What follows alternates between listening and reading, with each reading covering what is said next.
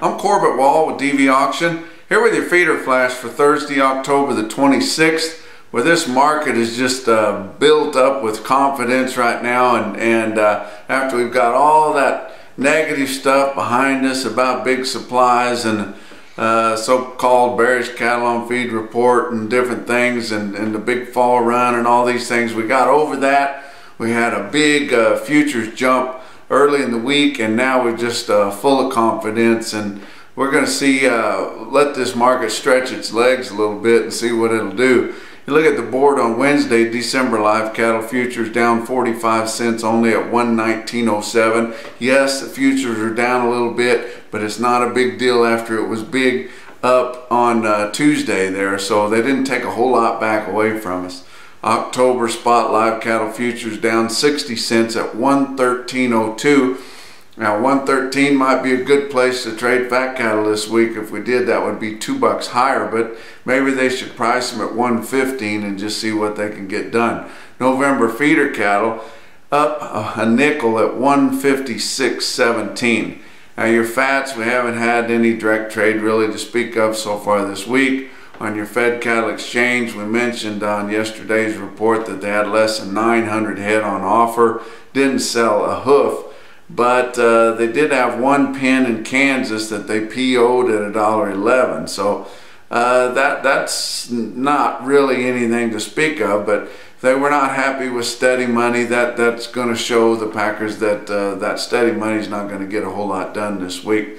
Did talk to one of my Facebook friends, Jim Felton from Montana. Had some cattle on feed out in eastern Washington, sold them to Agri-Beef on Tuesday at $1.12.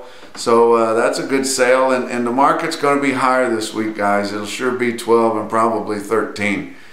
But you look at your feeder markets late in the afternoon on Wednesday, your real-time index on Beef Market Central was sitting at 150.212, down 59 cents. But if you look, the average price went from the high sevens up to 802, had more heavier cattle included in that RTI, and so that's probably a lot of the reasoning that it was down just a little bit on higher markets. But your average on all those cattle went up 7 pounds, so there was a lot of heavier cattle in that, and a lot of them from OKC West and El Reno and Dodge City, Kansas.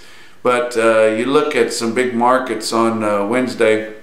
OKC West finished up their two-day sale with 6,660 head, around 3,000 head of feeder cattle there, and the market was a lot higher. Feeder steers $6 to $8 higher, feeder heifers $4 to mostly $6 higher, and just on Tuesday, you know, the market wasn't showing near as much muscle on your calf prices anyway. It was mostly steady with spots of firmness on weaned calves and spots of weakness on some balling calves. But look at that automated report on Cattle Market Central out of El Reno there. You saw on that popular yearling steer weight group, 730 head of steers weighed from 8 to 900 pounds, averaging 856 pounds at 150.132. That just on the weighted average price, that's up nearly $3 from the weighted average price from the previous week. Dodge City, Kansas, around 2,700 head there. Feeder steers called $6 to $10 higher. Not a very good test on feeder heifers. An individual quote out east, Bluegrass Stockyards of Albany, Kentucky, sold 65 head of steers at 11 o'clock in the morning. They weighed 822 pounds at 154. That's your feeder flash for Thursday.